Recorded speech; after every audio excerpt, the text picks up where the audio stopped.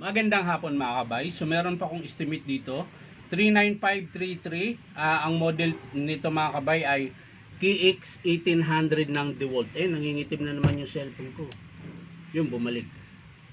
So ito mga kabay, last ko na repair nito ay 2020. Ayan. February. January. February 12. Ayun. 2020. Yun yung last na repair ko dito sa heatgun na to. So ngayon mga kabay, ito, gumagana siya pero wala siyang init na binubuga. So testing natin. Ayan po. Wala po siyang bumubuga dito. Oh. Kahit hawakan ko, hindi mainit. Lagay natin sa 2. Ganun pa rin. Ayan. So wala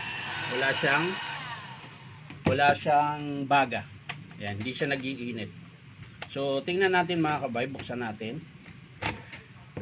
Ayan. Pag mga ganito mga kabay, maaring putol yung element. Ayan.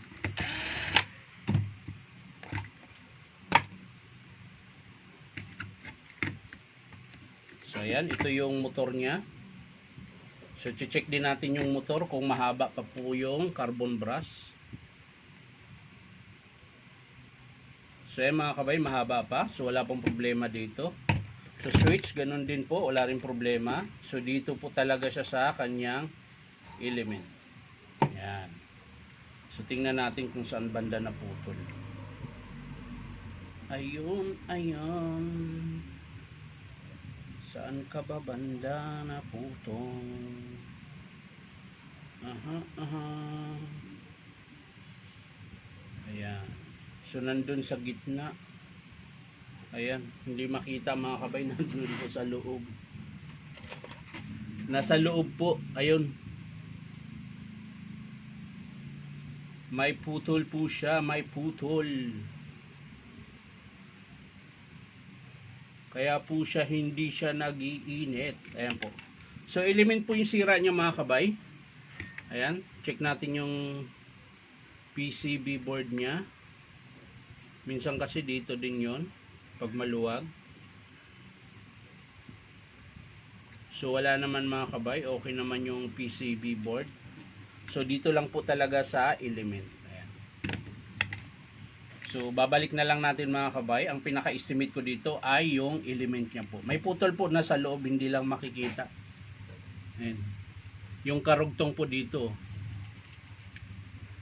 Ayan. May karugtong po siya dito na putol sa bandang ilalim. Ayan. So, minsan mga kabay, kaya napuputol yan. Yung alam mo yung ginagamit nyo, tapos nakapull kayo number 2, nagbabaga.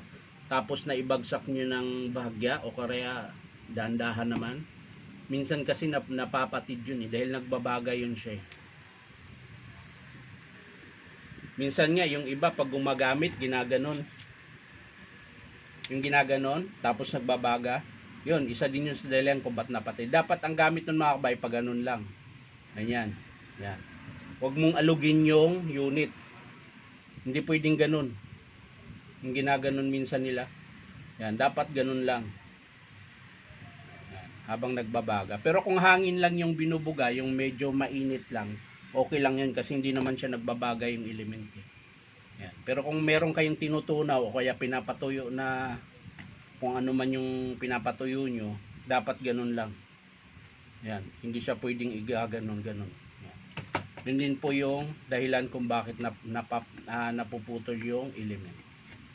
So ito mga kabay, babalik na lang natin. Ayan. So yun na po yung estimate ko mga kabay ay element lang po. Ayan, yung switch niya okay pa naman. So hindi na natin idama yung switch.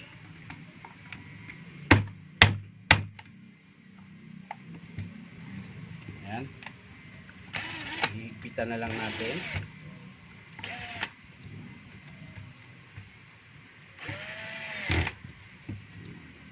Wala pala yung ano.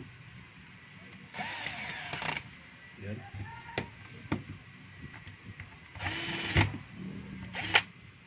So yun mga kabay, natapos na po yung ating estimate. dito po sa Hitgan na KX1800 ng Black & Decker. So maraming salamat mga kabay. Bye-bye.